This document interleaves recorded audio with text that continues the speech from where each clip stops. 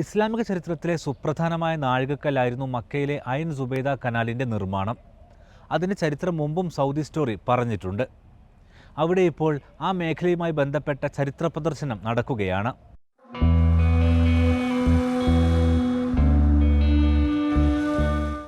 ചരിത്രത്തിൽ തുല്യതയില്ലാത്ത നേട്ടങ്ങൾ സൃഷ്ടിച്ചിട്ടും അധികം അറിയപ്പെടാതെ പോയ ഇസ്ലാമിക വനിതയാണ് സുബൈദ ബിൻത്ത് ജാഫർ. അബ്ബാസിയ ഖിലാഫത്തിലെ ഭരണാധികാരിയായിരുന്ന ഹാറൂൻ അൽ റഷീദിന്റെ ഭാര്യയായിരുന്നു സുബൈദ ബിൻത്ത് ജാഫർ. അവർ 5000 കിലോയിലേറെ സ്വർണം കൊണ്ട് അള്ളാഹുവിന്റെ അതിഥികൾക്കായി ഒരുക്കിയതായിരുന്നു ചരിത്രമൊഴുകിയ മക്കയിലെ കനാൽ.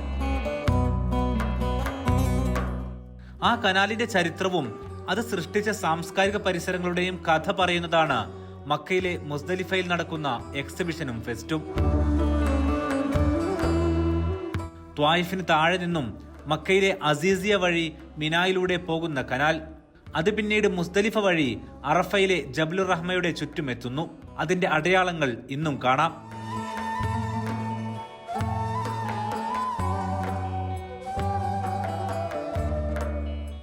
സുബൈദ നിർമ്മിച്ച ഇറാഖിലെ കൂഫയിൽ നിന്നും മക്കയിലേക്കുള്ള പാത, അത് ലോകശ്രദ്ധ നേടിയതായിരുന്നു. ആ പാതയുടെ അവസാനമായിരുന്നു മക്ക. മക്കയിലെത്തുന്ന തീർത്ഥാടകരുടെ പ്രധാന പ്രതിസന്ധി പണ്ട് കുടിവെള്ളം തന്നെയായിരുന്നു. മിനായിൽ ഹജ്ജിന് മുന്നോടിയായി വെള്ളം ശേഖരിച്ചു വെക്കുമെങ്കിലും ആവശ്യത്തിന് തികയില്ല. ചൂടുകാലങ്ങളിൽ ഗുരുതരമായ പ്രതിസന്ധി. ഒരു കുപ്പിവെള്ളത്തിന് 1 ദീനാർ വരെ കൊടുക്കേണ്ട സാഹചര്യമുണ്ടായിരുന്നു അന്ന്. അന്നത്തെ കാലത്തെ 1 ദീനാറിന്റെ മൂല്യം തീർത്ഥാടകർക്ക് താങ്ങാനാവുന്നതായിരുന്നില്ല. ഖലീഫയുടെ ഭാര്യ സുബൈദയുടെ കൽപ്പന പ്രകാരം അരുവികളും മറ്റു ജലസ്രോതസ്സുകളും അടങ്ങിയ പ്രദേശം മുഴുവൻ അവർ പൊന്നും വിലക്ക് വാങ്ങി.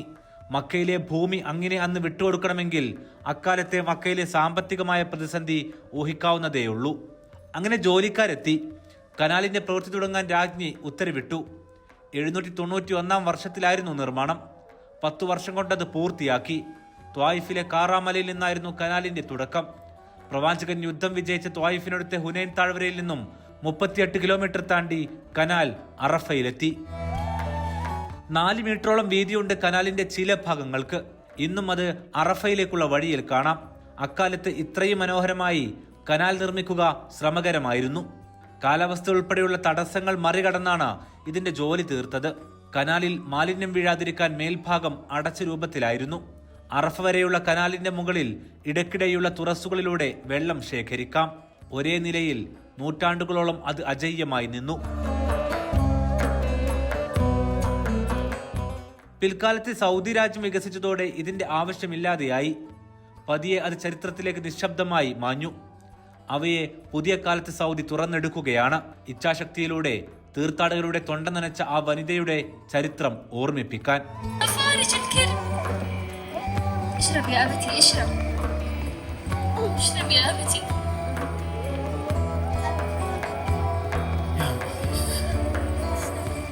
എക്സിബിഷനകത്തെ കാഴ്ചകൾ ഇവയാണ്. ഒരുക്കിയിരിക്കുന്നത് മുസ്ദലിഫയിലാണ്, അതായത് മിനായിൽ നിന്നും അറഫയിലേക്കുള്ള വഴിയിൽ. അതും പഴയ സുബൈദ കനാലിന്റെ ഭാഗങ്ങളും കമാനങ്ങളും ഉപയോഗിച്ച് തന്നെ. ആ വഴിയോരങ്ങളിലെ എഴുത്തുകൾ, അക്കാലത്തെ കെട്ടിട വൈദഗ്ധ്യ രീതികൾ, ഐൻ സുബൈദ കനാലിന്റെ മാതൃക എന്നിവയെല്ലാം ഇവിടെ പഴമയോടെ ഒരുക്കിയിട്ടുണ്ട്.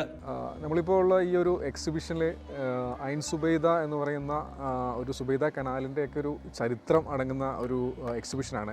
നമുക്ക് ഒരുപാട് അനുഭവങ്ങൾ ഇതിൽ നിന്ന് നമുക്ക് ലഭിക്കുന്നുണ്ട്. കാരണം ഇതിൻ്റെ ചരിത്രം എന്താണെന്നൊക്കെ അറിയാനുള്ളൊരു അനുഭവം മാത്രമല്ല, ഈ ഫാമിലിയായിട്ടൊക്കെ വരുന്ന ഒരു സമയത്ത് നമുക്ക് ഫാമിലിക്ക് ഒരു എന്താ പറയുക, കുട്ടികൾക്ക് കളിക്കാനുള്ള ഗ്രൗണ്ടും അതേപോലെ കുറച്ച് ആക്ടിവിറ്റീസൊക്കെ ആയിട്ട് ബന്ധപ്പെട്ട് അതിലുപരി നമുക്ക് 1200ഓളം വർഷം ഈ പഴക്കമുള്ള ഇതിൻ്റെ ഒരു ചരിത്രമൊക്കെ ഇവിടെ വന്നപ്പോഴാണ് നമ്മൾ മനസ്സിലാക്കുന്നത് തന്നെ. നല്ലൊരു അനുഭവമാണ്.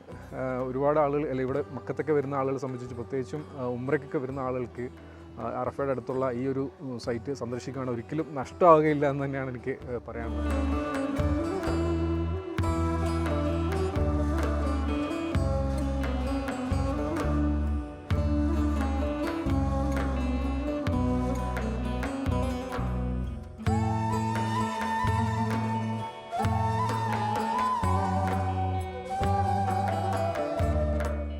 കനാലിന്റെ ചരിത്രവും മലകളും പരിചയപ്പെടാൻ ഹൈക്കിംഗ് യാത്രകളാണ് ഇത്തവണത്തെ പ്രത്യേകത. വൈകിട്ട് 4 മുതൽ 5:30 വരെയാണിത്. രാത്രിയിൽ കനാലിന്റെ കഥ പറയുന്ന ചരിത്ര നാടകവുമുണ്ട്. പ്രവേശനം പാസ് മൂലം നിയന്ത്രിച്ചിട്ടുണ്ടെങ്കിലും ടിക്കറ്റ് സൗജന്യമാണ്. എല്ലാ ആഴ്ചയിലും വ്യാഴം, വെള്ളി, ശനി ദിവസങ്ങളിൽ വൈകിട്ട് 4 മുതൽ പുലർച്ചെ 2 മണി വരെയാണ് പ്രദർശനം.